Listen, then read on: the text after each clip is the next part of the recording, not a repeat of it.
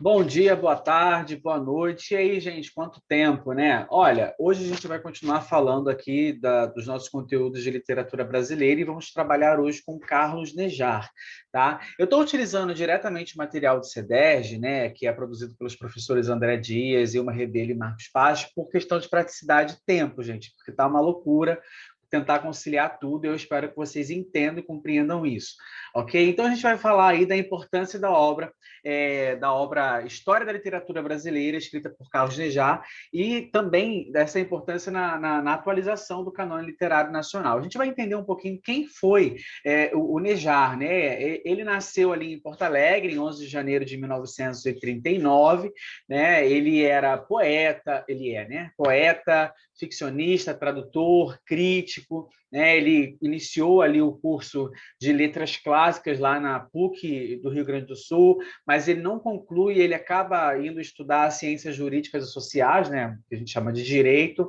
lá na PUC mesmo, e acaba se formando em 62. Tá? O Nejar, ele não se limitou aí ao campo jurídico, tá? A carreira literária dele é consagrada, ele recebe diversos prêmios, né, inclusive de revistas americanas, como a Literature World Today, em 2002. Ele é considerado um dos poetas, poetas chaves assim do século, né, entre 1890 e 1990, né, por um crítico suíço, né, e ele tem aí vários prêmios, né, e, enfim, ele tem uma carreira acadêmica ali, a vida literária acadêmica dele é bem extensa, bem grande, tá? Ele recebeu ali em 2007 o título de cidadão emérito pela Câmara Municipal de Porto Alegre, né? E em 2009 ele recebe a Ponte Verde do governo do estado do Rio Grande do Sul. Ele acaba também colaborando com a revista Colóquio Letras de Lisboa e ele é membro da Academia Brasileira de Letras desde 9 de maio de 89, ocupando a cadeira 4. Tá? Então, a gente sabe que ao longo das nossas aulas, a gente viu que existem várias histórias, né, vários pontos de vista da história da literatura brasileira, e essas histórias elas são diferentes, o ponto, a percepção é diferente. A gente tem a percepção, né, de Silvio Romero, de José Veríssimo, do Werneck, do Afrânio Coutinho, e também do Antônio Cândido e do Alfredo Bossi. Né? Então, a gente tem ali diversos pontos de vista. E hoje a gente vai trabalhar com o trabalho historiográfico do Carlos Nejar. Tá? Então, vamos entender a história da literatura brasileira de Carlos Nejar um pouco, né? Assim, não dá para a gente entender tudo, mas vamos trabalhar aqui um pouco com isso. Então, eu vou fazer uma leitura, né, para tentar ajudar um pouquinho aí. 4 anos após lançar a sua História da Literatura Brasileira com 550 páginas, Carlos Nejar publica em 2011 uma nova edição da revista uma nova edição revista e ampliada, né? E aí acaba que duplica essa quantidade de páginas. Ele apresenta, então, um estudo sobre as origens da nossa criação literária e seu desenvolvimento na atualidade, reunindo autores desde os primórdios da formação cultural brasileira, ali seria a Carta de Caminha, que aulas mais para frente a gente vai entender qual é a importância, né? E tem até uma certa crítica, enfim, não vou adiantar essa aula, não.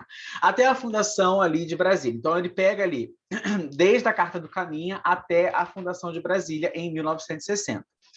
Nejar, então, ele amplia a pesquisa, né, e acrescenta vários escritores que não constavam em edições anteriores, né, na edição anterior, na verdade.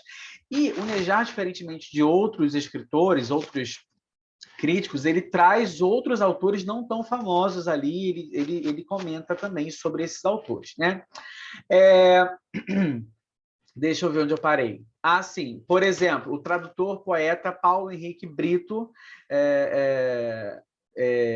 Alexei Bueno e o músico e poeta Arnaldo Antunes. Então, ele também comenta sobre eles, né? A obra foi adicionada... na obra, né, foi adicionado ali ainda um capítulo sobre Ariano Suassuna, que é importantíssimo, né, principalmente pelo legado literário dele.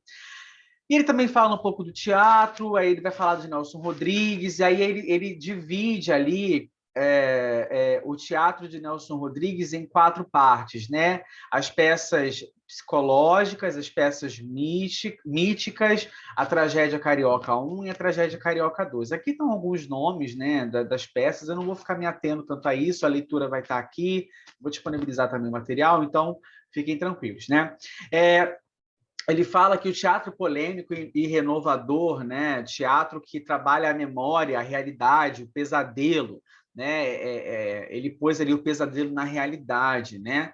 Então ele fala que Nelson, em Nelson, né, no Nelson Rodrigues, há uma consciência do constante mal, uma torturada busca de unidade, como se a cena fosse a sua única e irrevogável religião. Então, ele trata ali o teatro como uma religião. Está falando de Nelson Rodrigues, tá? Os apontamentos de Carlos Nejá sobre a obra teatral de Nelson Rodrigues vão ressaltar a polêmica renovação introduzida pelo autor de Bonitinha, né? Bonitinha Mais Ordinária, né? O autor de Bonitinha Mais Ordinária, no universo da dramaturgia brasileira.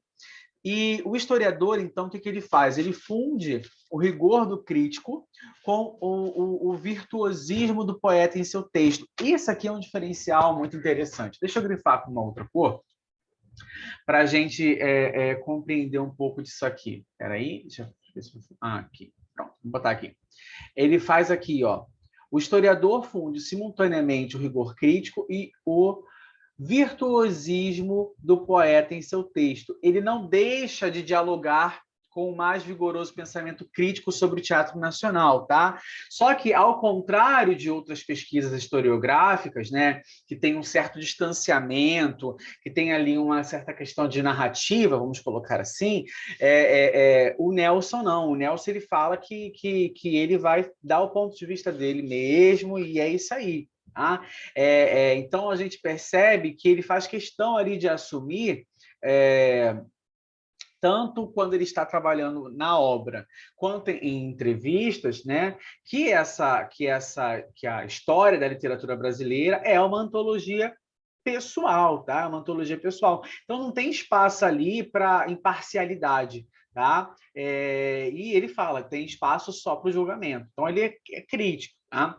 Então, a proposta inicial aqui dessa obra de Carlos Nejá é valorizar a relação do texto com a vida.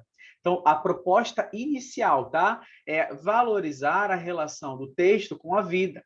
A sua obra tem uma diferença das demais pelo tom opinativo aberto e a organização do estudo por autor. Ele não separa por gênero, ele separa por autor, tá?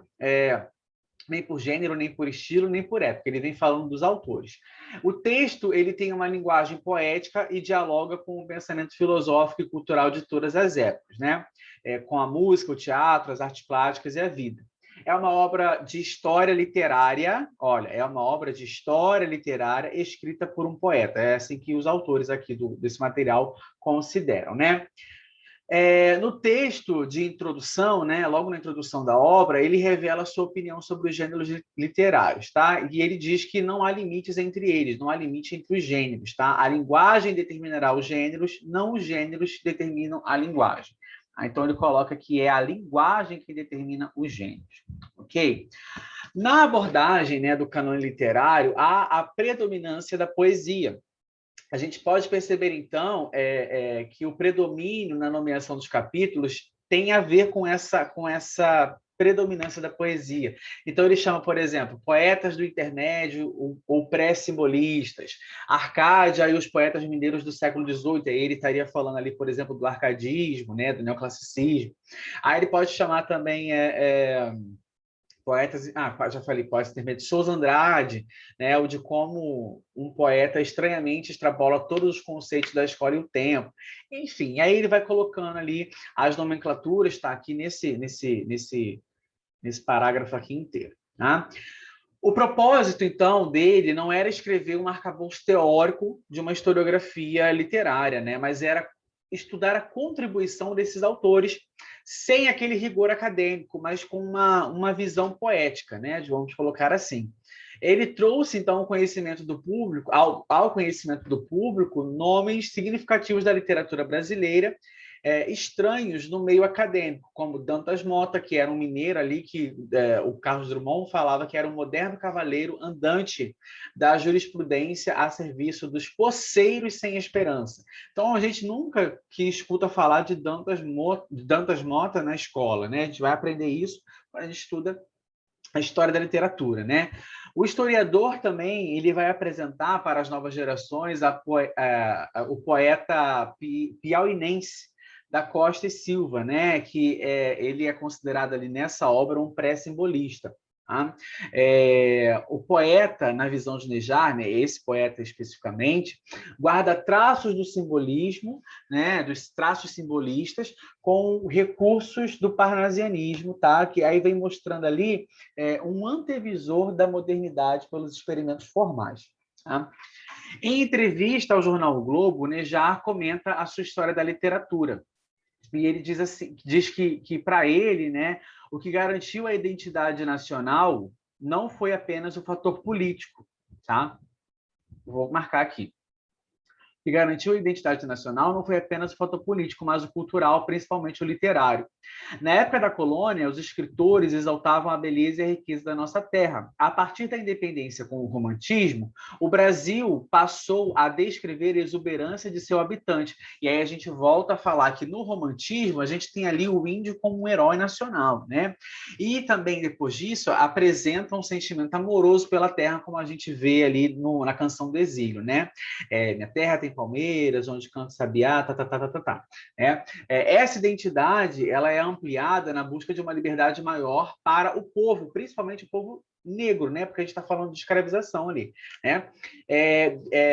Desfazendo-se das amarras, né? Como em Castro Alves, as espumas flutuantes, até a abolição.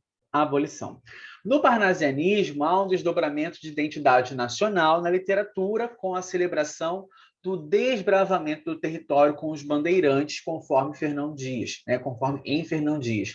E o orgulho de pertencer a esta nação. Então, ele começa a traçar aqui que não foi só no romantismo e no modernismo que se teve aquele tom nacionalista. Ele já dá uma dica aqui que no parnasianismo a gente também tem essa questão de pertencer a uma nação. O simbolismo para Nejar desenvolveu uma identidade mais espiritualizada, com grande liberdade rítmica, tá? Já o modernismo, ele começa, então, a pensar ali na língua brasileira, né, com várias identidades e vozes regionais. Então, ele traça aqui o que a gente já viu em outras aulas falando do regionalismo, né? Da importância desse movimento. Um Brasil que se reinventa na música, na pintura, na escultura e na literatura, onde, segundo o Nejar, se vislumbra nas raízes do Brasil, de Sérgio Buarque de Holanda, os bandeirantes e pioneiros de Viana Mouk e a análise sociológica das origens em Casa Grande Senzala, de Gilberto Freire. Né? Então, a partir de 1960, né, após ali a fundação de Brasília, vai surgir um novo Brasil, né, que acaba saindo do regional para uma visão mais simbólica, Brasil do mundo, Brasil no mundo, né, com Guimarães Rosa e o Grande Sertão Veredas. Por fim, aí ele diz que uma figuração nacional múltipla, riquíssima, uma árvore de Brasis. E aí ele coloca que existem Brasis dentro do Brasil. É um país que se reinventa e se identifica pela pluralidade. Acho isso fenomenal que quando ele diz isso. Tá? No primeiro capítulo, né, da obra, que a gente chama ali a Carta Fundadora, né, a gente não, ele nomeou assim, ele vai falar muito sobre a origem da nossa literatura e fala ali da Carta de Caminha, né? Que a Carta de Caminha teria sido ali o embrião, né? O ponto de partida, o primeiro documento a vislumbrar as pegadas mágicas do território, né? Então, o escritor vê na carta as raízes de um barroco que será a nossa peculiaridade. A gente sabe que a Carta de Caminha, na verdade, ela não é um texto literário, né? Ela é um texto documental, assim, um registro, um relatório, mas a gente coloca como sendo a primeira literatura escrita no Brasil, né? No Brasil, por um português, obviamente, falando do que ele via, mas é considerado. Tá? Então, o Nejar procura estudar os autores a partir de um diálogo com a obra, né? Com obras posteriores, né? Como acontece em sua análise da Carta de Caminha, Está aqui transcrita, né? Está aqui transcrita. Ele faz aqui como é que poderia dizer? Esse estudo, né? Ele vem conversando aqui, fazendo esse diálogo com outras obras. Então, ele fala assim, ó, no instante em que foi escrita a carta, né, a Carta de Caminho, tornou-se o primeiro documento a vislumbrar as pegadas mágicas do território, seja pela aparição da linguagem, seja pelo sonho dela consigo mesmo. Imperceptivelmente, com a presença visível ou invisível de tantos autores, até contemporâneos, sem esquecer o tratamento de respeito dado ao selvagem, o que nos posterga a Basílio da Gama em Uruguai, né? Contemplando o índio com um olhar de benevolência, ou então a posição da dignidade do filho e a honra do pai injuriado no Ijuca Pirama de Gonçalves Dias, terminando em filial sacrifício ou antropofagia antes de Oswaldo de Andrade, que a desenvolveu. Então, ele está falando aqui que Gonçalves Dias já trabalhava ali com uma noção que depois a gente foi chamar de antropofagia com Oswaldo de Andrade. Tá? Como retorno à inocência primitiva de alguns alumbrados poemas de Manuel Bandeira e mesmo Passárgada, ou a fascinante Visão do Paraíso, Sérgio Buarque de Holanda. As muitas águas que aparecem em Vaz de Caminha reaparecem ondulantes na poesia de Cecília Meirelles, tudo por bem das águas que tem. Então, ele faz aqui quase que uma intertextualidade, né? Ele trabalha ele trabalha ali com uma carta, mas trazendo outras ideias de outros momentos literários, né? Então, essa perspectiva dialógica na análise de Nejar, ela é utilizada ao longo de sua obra. Tá? A gente consegue perceber nos capítulos que existe um diálogo com as ideias de alguns historiadores, como Silvio Romero, como Ronald Carvalho e o Werner, né, o Sodré. Né? Na nova edição de 2011, é notável o espaço concedido à literatura contemporânea. Tá? Então, a parte que vai abordar os autores da segunda metade do século XX cresce de uma maneira considerável. Né? Então, ele vai falar de alguns autores como João Ubaldo Ribeiro, Moacir Silar, Hilda Hilst, Silviano Santiago, etc., né? Ferreira Goulart. Né? E alguns são apresentados com poucas linhas, outros ganham uma abordagem mais explicativa. A novidade, né, do estudo uma das novidades da sua obra é o estudo da obra de Monteiro Lobato, né, e a literatura infantil. Ele bota assim, ele fala que Lobato ele é o inventor da literatura infantil e infanto-juvenil. Ele nem diz aqui, mas ele fala que é para não chamar de pai dessa nova visão. O que muita gente não sabe é que Lobato, antes de trabalhar com a literatura infantil, Lobato teve uma editora, Lobato trabalhava muito com tradução de outros livros, então ele é meio que precursor em algumas coisas também, não só como ele ganhou notoriedade com a literatura infantil, mas não é só isso que Lobato fez. Tá? Ele é colocado no mesmo patamar de fabulistas como Green e Hans Christian Andersen. Tá? O autor ele não se detém ali aos estudos das correntes literárias, tá? Mas procura fazer um panorama dos autores representativos da nossa literatura. Quando ele organiza esses autores, né, nessa obra, ele faz uma diferença tem uma diferença dessa obra dele para outras historiografias que vieram antes. No capítulo que é intitulado como o romance realista, ele vai inserir ali o Visconde Taunay, tá? E para Nejar, né, ser realista não significa pertencer ao realismo. E o que acontece? A gente percebe que, de acordo com o dicionário de termos literários, né, de Moisés, genericamente, o vocábulo, né, realismo, ele vai designar ali uma tendência estética centrada no real, tá? Entendido como a soma dos objetos que compõem objetos e seres que compõem o mundo concreto e social. Então, nesse caso, a gente percebe a existência de escritores realistas desde sempre, tá? Mas o movimento, né, ou a moda da segunda metade do século XIX, no caso o realismo, ele deve ser focalizado, né? Os realistas preconizavam um enfoque objetivo do mundo, que acaba ali o romantismo, vem o realismo, para meio que, sabe, pessoal, vocês estão muito, muito apaixonadinhos. Não, não é assim que o mundo acontece. Lembra que no romantismo, eles escondiam as coisas do que estava de errado. No realismo já começa a trazer ao mundo o que acontece ali de verdade, né? Sendo assim, o estudioso opta por não vincular o escritor ao romantismo, né? E assim diz o historiador. Nossa, olha o que o Nejar fala. Em Inocência, romance publicado no mesmo ano de 1872, relata a tragédia de um Romeu e Julieta sertanejo. O livro se desenvolve com diálogos que rastreiam a fala do interior mato-grossense na metade do século XIX. E esse linguajar, unido ao talento da minúcia das descrições e ao traço pictórico, apesar de sua inserção no romantismo, confere ao texto um realismo que não o deixa cair em excesso sentimental. Então, olha o que ele fala. Ele diz que ali naquele texto, né, ali que fala um pouco do sertanejo, etc e tal, né?